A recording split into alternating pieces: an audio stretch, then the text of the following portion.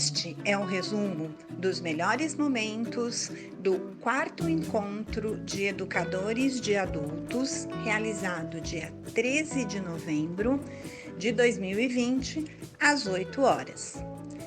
Apesar de estar no YouTube, este é um podcast. Então, a gente conhece, o ensino híbrido como um conceito meio genérico, né? Gente, às vezes eu olho um pouquinho para o lado, é porque eu não vejo a apresentação que eu estou fazendo. Mas eu tenho duas telas aqui, então às vezes eu estou olhando para a minha segunda tela, tá?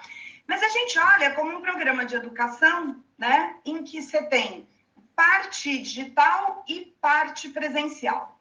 Mas isso é uma definição muito simplória, vamos falar, simplória mesmo do ensino híbrido. Que se a gente olhar só para isso, é só você colocar parte no digital e deixar parte no presencial, essa nossa discussão parece não fazer sentido nenhum, porque parece uma coisa muito simples, muito óbvia, né?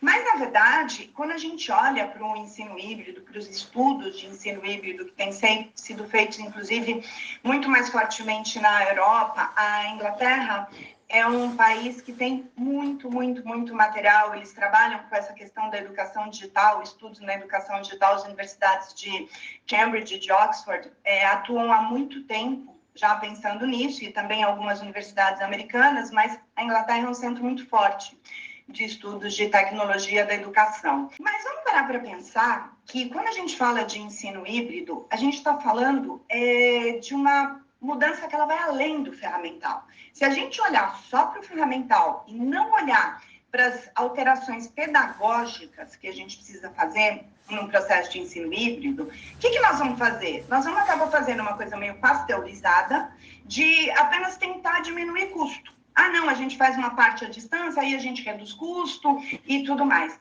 Gente, isso, num primeiro momento, você pode até trazer, né, uma quantidade de alunos, uma redução de custos. Mas não é essa a proposta do ensino híbrido. O ensino híbrido tem, acima de tudo, uma proposta pedagógica. E, a partir daí, nós queremos conversar sobre a metodologia. Tá? As ferramentas, elas são os meios de você trabalhar o ensino híbrido. Mas o que a gente precisa mudar na cabeça da instituição, na cabeça do professor e como a gente trabalhar a cabeça do aluno. A gente vai falar um pouco de instituição, de aluno também, mas o nosso foco principal no debate é o professor. Então, só para a gente alinhar agora, né, um pouquinho mais de alguns conceitos. Então, como eu coloquei, né, mais do que essa separação geográfica, é um novo jeito de ver a educação. E lembrar que esse processo, além de parte digital e parte presencial, ele também muda a estrutura do que é coletivo e do que é personalizado. Sim, pode até parecer um contrassenso, mas o ensino híbrido, ele tem uma personalização muito maior do que a gente pode imaginar. E ele traz uma coisa focada na interdisciplinaridade. Então, o aprendizado por projetos, dentro do ensino híbrido, ele tem uma grande espaço. E aprendizado por projetos é algo que exige muito do professor. Porque nós vamos trabalhar o quê? Não apenas a sua disciplina ou não apenas a interdisciplinaridade, mas nós vamos, juntamente com outros professores, trazer um resultado. Então, vamos lembrar um pouquinho do conceito do aprendizado por projetos. Então, vamos dizer que eu estou ali numa pós-graduação de gestão, vamos dizer, ou até eu trago isso, deixa eu até colocar para vocês um pouquinho o público que a gente trabalha, né? Acho que isso é importante. Nós falamos de ensino de adulto em todas as instâncias, tá? Nós vamos desde o ensino de jovens e adultos, né? Naquela alfabetização de jovens e adultos, até cursos de pós-graduação, treinamentos corporativos. Então, são todos os professores e treinadores que lidam com adultos, independentemente do nível de aprendizagem. Mas voltando aqui para a aprendizagem por projetos, então vamos pensar, nós vamos construir uma cidade sustentável. O que eu vou envolver aqui? Se eu estou pensando num curso de pós em gestão. Eu vou envolver meu professor da área de finanças, eu vou envolver o meu professor da área de tecnologias ambientais, vou envolver o meu professor na área de urbanismo, vou envolver professores de várias áreas de gestão, com professores para trabalhar o quê? A nossa construção da cidade sustentável. o quanto esses professores sabem e conseguem trabalhar juntos para levar para um produto final. Esse é um ponto que o ensino híbrido bem trabalhado dentro da metodologia, ele vai exigir do professor. E ele passa a ser um ensino centrado no aluno e não no professor. Então, outro ponto, o professor, ele sai de uma postura que às vezes é, em alguns momentos, meio cômoda, em outros não, que é aquela posição de aquela autoridade hierárquica. E ele entra como um processo de mediação.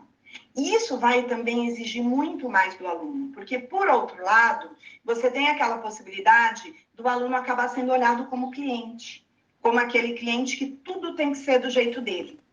Aí, de novo, quando a gente trabalha essa implementação da maneira que tem que ser feita, a gente não vai correr esse risco dos exageros, vamos dizer assim.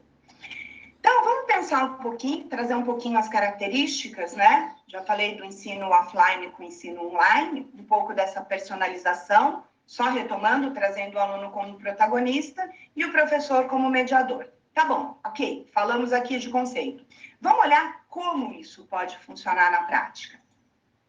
Então, eu estou trazendo alguns elementos, e é curioso quando eu falo de elementos tradicionais, porque a gente está começando a pensar em ensino híbrido no Brasil, e aí eu já falo de elementos tradicionais, porque a gente precisa lembrar que a gente tem estudos nesse sentido desde dos anos, final dos anos 80, começo dos anos 90.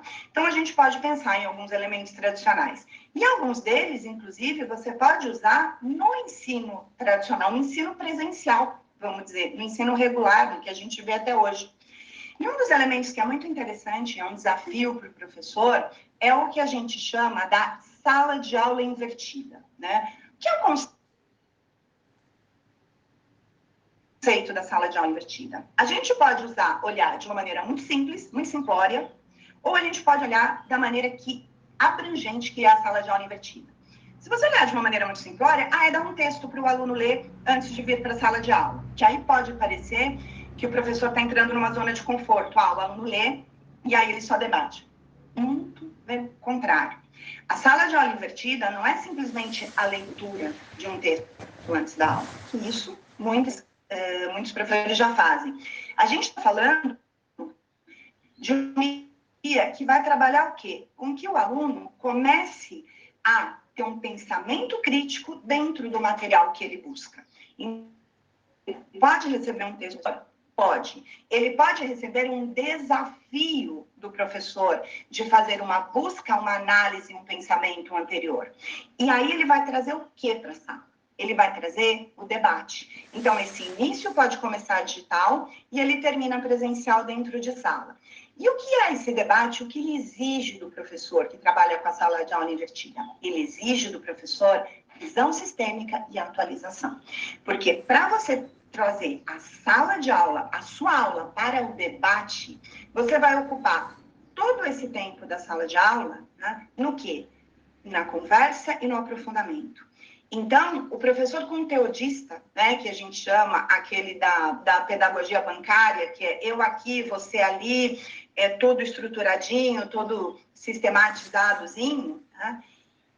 Ele tem um tempão que ele usa da aula só para ele, falando conceitos que ele leu. Quando você traz para a sala de aula invertida que todos esses conceitos e todo esse debate o aluno já iniciou fora, ele entra em sala num nível mais profundo. E aí, o que exige desse professor?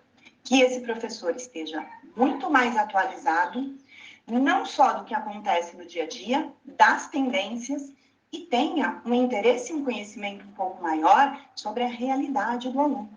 Porque o aluno vai trazer isso, esses conceitos, dentro da vida dele. Ele já parou para pensar antes da sala.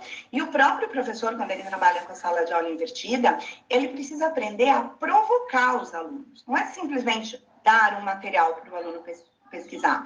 Quais são as perguntas instigantes que esse professor vai fazer para conduzir esse aluno para um pensamento crítico? Então, esse é um elemento dentro do ensino híbrido que ele é trabalhado já há bastante tempo. Outro elemento dentro do ensino híbrido que está dentro dos elementos tradicionais, vamos por assim dizer, que a gente chama do laboratório rotacional. Então, você vai trabalhar 2 grupos dentro de sala. Um grupo que vai trabalhar todo esse tema virtualmente, com uma autogestão, e o outro grupo que vai trabalhar com o professor mediador presencialmente. O que você tem aí, de novo, pensando no teste para a instituição e para o professor? Quem vai trazer um debate mais aprofundado? Esse aluno que trabalhou presencialmente com o professor ou esse aluno que trabalhou digitalmente, esse grupo que trabalhou digitalmente por conta própria? Então, o que você cria? Você cria ali 2 fontes diferentes de pesquisa e de debate, tá? Onde eles vão interagir posteriormente. E a gente começa a olhar o quê? Diversidade de conteúdo, diversidade de método, diversidade de postura, trazidas por quê? Pelas diferentes formas de busca. E aí, quando a gente aprofunda, entra um pouco mais nas tecnologias do ensino híbrido, uma dos métodos que funciona muito bem é o que a gente chama de rotação por estações. Então, onde você vai trabalhar o quê? E no aprendizado por projetos, isso funciona muito. Onde você vai colocar diversas estações de aprendizagem. Lembra do circuito na academia? Quem faz academia, que faz ali o circuito? Você vai trabalhar com um circuito de atividades que podem ser online, podem ser presenciais, né? Aí você vai fazendo o aluno circular por isso, para trazer o quê? Uma visão geral daquele aprendizado. Aí você pegar uma tarefa e simplesmente dividir, né? Não, é você trabalhar novamente como todas aquelas tarefas vão compor um resultado final. Isso, para o professor, exige muito mais do professor em termos de tempo e exige também da instituição um pouco mais de fornecimento de tecnologia, né? Ou seja, você, de novo, está olhando para o ensino híbrido como algo mais completo e mais complexo. Não simplesmente colocar algumas atividades para serem feitas digitalmente. E aí, a gente traz elementos novos que estão sendo trazidos, que são chamados os disruptivos. Que o primeiro deles seria a rotação individual. O que é a rotação individual? É quando você pega aquela rotação por estações e não trabalha mais a sala toda como um conjunto. Você cria um circuito praticamente para cada aluno, ou praticamente para cada pequeno grupo de alunos. E o que vai diferenciar isso? Os interesses do aluno, as chamadas soft skills, né? As habilidades comportamentais do aluno. Você pode trabalhar isso como algo que eu simplesmente pego e mudo a sequência das atividades? Pode. Você vai estar trabalhando o quê? Ferramental. Você não vai estar trabalhando método. Hoje, uma outra tendência do ensino híbrido, que a gente chama do ensino flex, né? Mas pelo que eu estou vendo aqui, pode parecer muito simples, né? Intercalar atividades individuais e coletivas. Não, simplesmente para algumas coisas para o aluno fazer sozinho, outras em grupo. Você pode interpretar de uma maneira simples assim, mas é isso que traz? Não, tá? Quando você vai intercalar essas atividades, quando você vai fazer esse jogo de individuais, coletivas, o que você vai trazer para o presencial e para o digital, o quanto você está fazendo isso olhando para a individualidade daquele grupo de alunos. Então, você trabalhar cada grupo a partir da análise individual do aluno. À la carte e virtual aprimorado, que são as duas tendências, 2 novos elementos.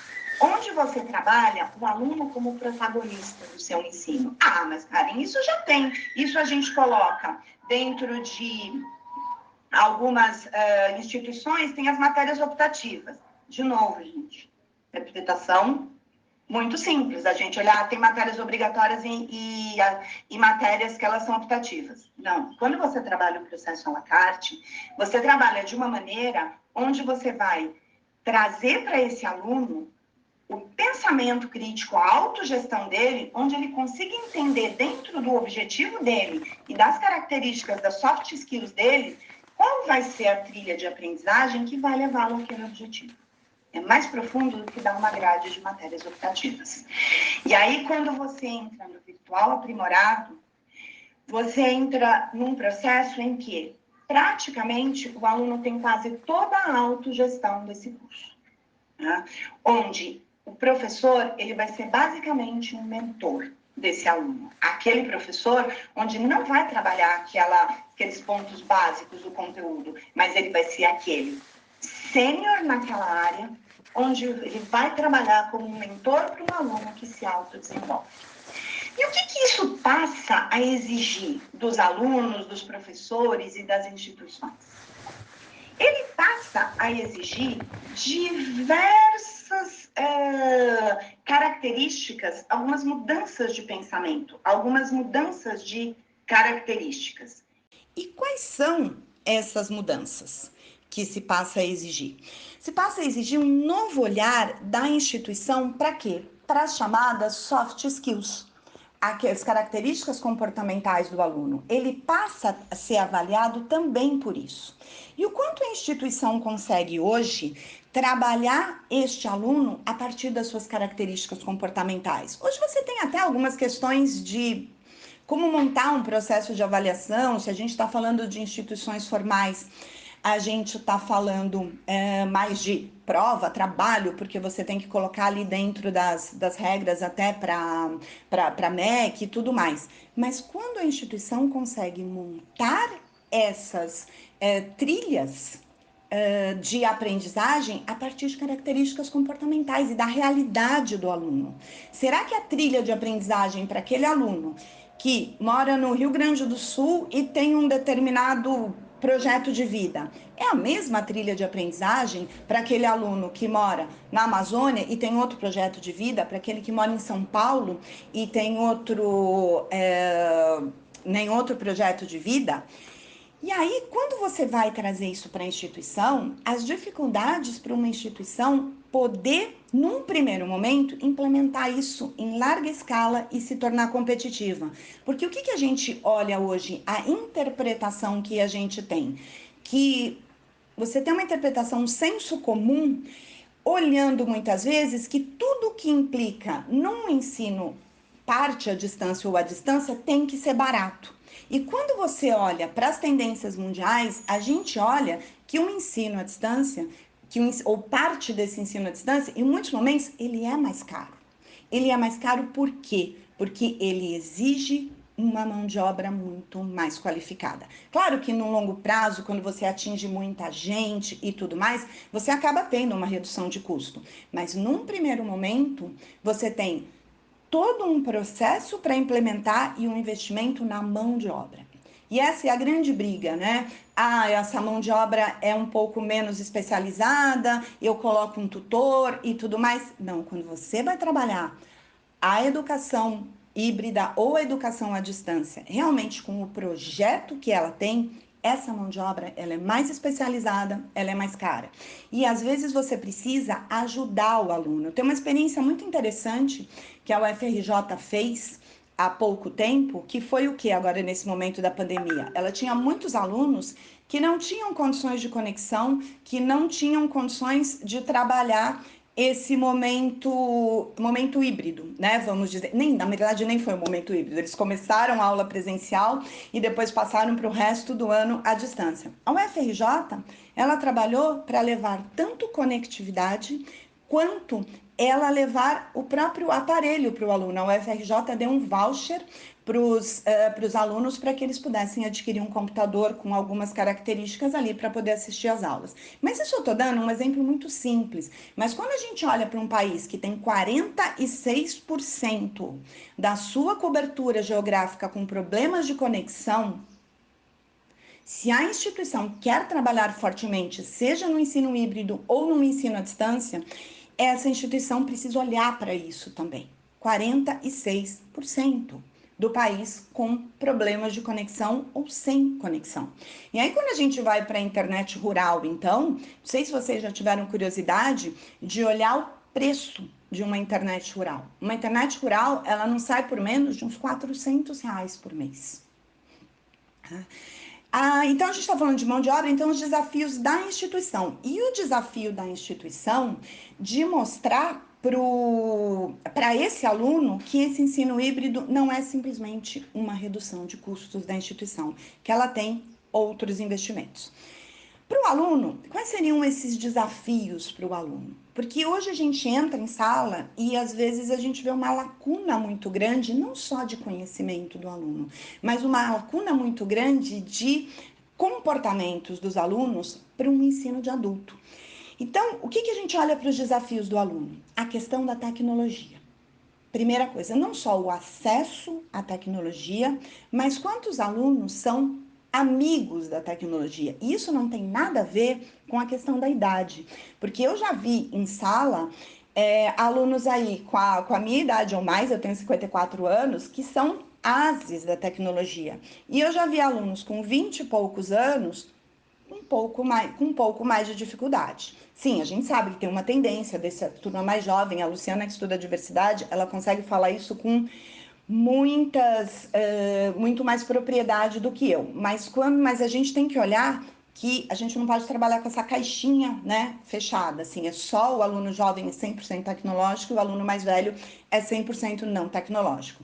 Mas trazer esse aluno para a tecnologia do dia a dia que vai além do Facebook e do WhatsApp. A autonomia. E aí, quando a gente olha para o nosso histórico de formação para o mercado de trabalho, né, nosso histórico de formação até cultural, nós temos uma formação cultural muito pouco voltada para a autonomia e para a autogestão.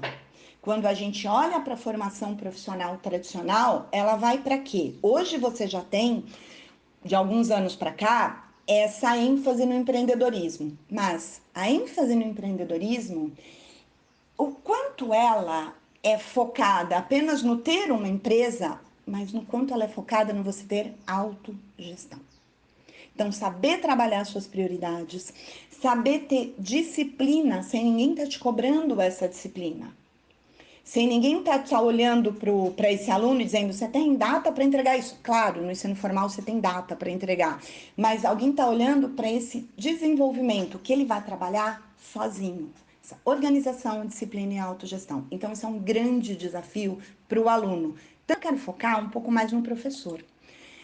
Quais são as mudanças importantes para esse professor num momento que ele vai atuar no ensino híbrido? Onde ele vai ter esse contato presencial, ele vai ter esse contato à distância, ele vai ter essa interação individual e em grupo com o aluno a partir da realidade de cada um.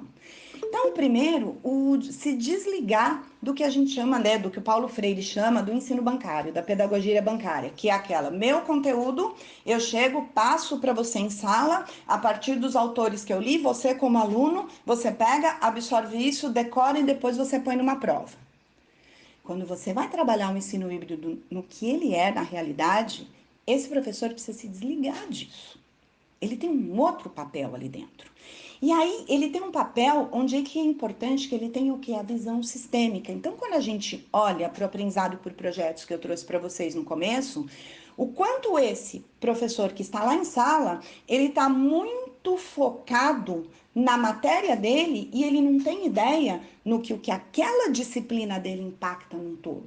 Pegando o exemplo da cidade sustentável, será que eu consigo juntar hoje, no dia a dia, quando eu vou para o treinamento corporativo, quando eu vou para o ensino formal, quando eu vou para os cursos livres, eu consigo juntar vários professores de um curso até de MBA para montar uma cidade sustentável, para eles trabalharem juntos.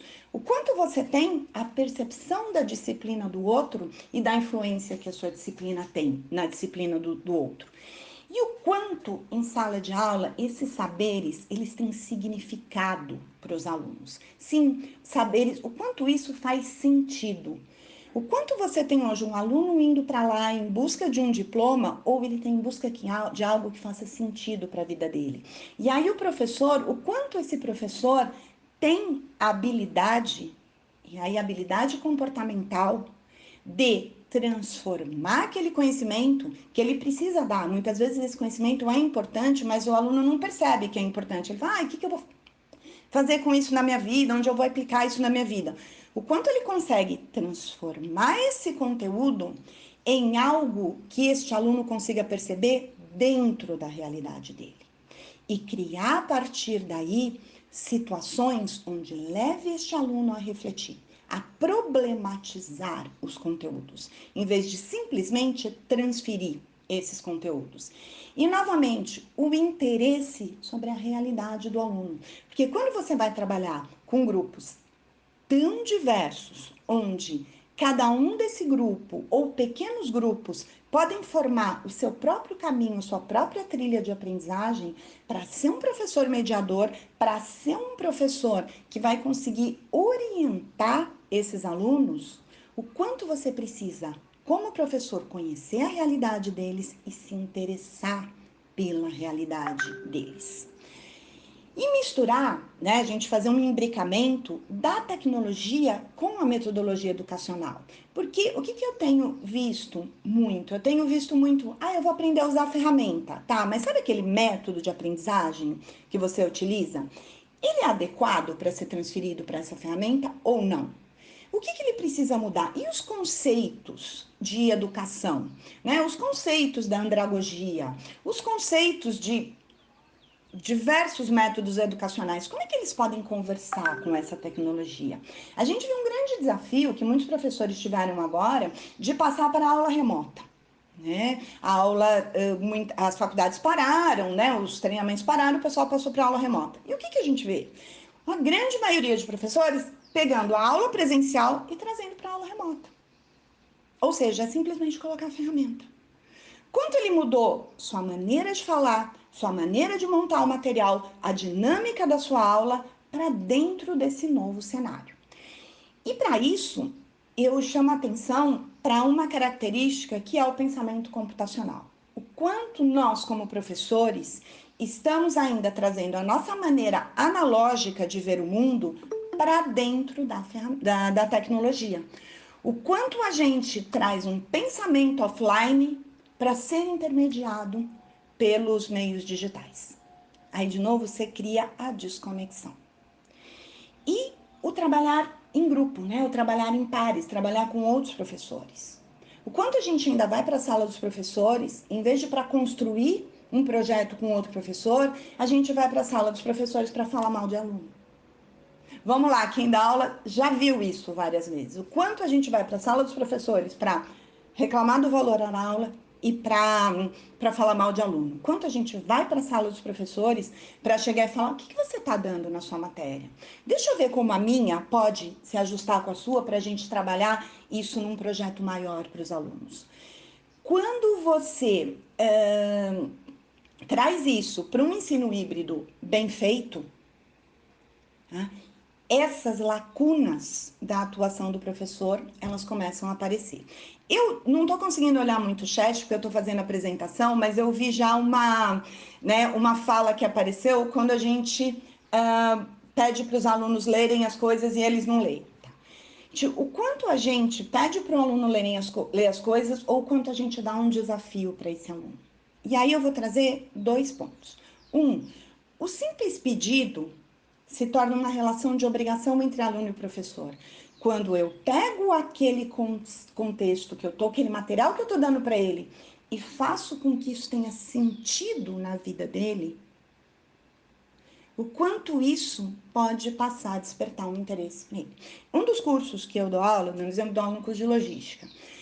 Então, quando eu pego e trago algum material para os meus alunos lerem, o que eu sempre peço para eles? Peço para eles não só lerem, mas trazerem essa análise, o quanto aquilo está no dia a dia da empresa deles. Então, quando você consegue transferir esse conhecimento teórico para algo que ele possa aplicar amanhã no dia a dia dele, vai passar a fazer sentido. Então, todos esses desafios, eles são desafios do ensino híbrido para o professor. Não somente do ensino híbrido, tá? Mas hoje a gente olha desafios também do presencial, mas no ensino híbrido, quando esses desafios, a gente não toma esses desafios, não enfrenta esses desafios, a gente simplesmente traz para o ferramental um grande processo que pode ser transformador. Se você gostou desse podcast, assista a série inteira com os melhores momentos do evento no nosso canal do Telegram. É só entrar no Telegram e procurar Educadores de Adultos. Lá estão uma série de podcasts sobre o encontro, além de notícias diárias sobre temas ligados à educação de adultos. Nos acompanhe no Telegram. Você vai receber de segunda a sexta conteúdo relevante sobre educação de adultos. Educadores de Adultos é um conjunto de encontros mensais para professores universitários, professores do EJA Ensino de Jovens e Adultos, treinadores corporativos e professores de cursos livres, e também para demais profissionais envolvidos na educação de adultos. Esse projeto acontece mensalmente, gratuitamente e online. É uma iniciativa de Ivani Silva, Karen Jimenez e Luciana S. Correia. Para saber mais sobre os nossos encontros, acompanhe as nossas redes sociais.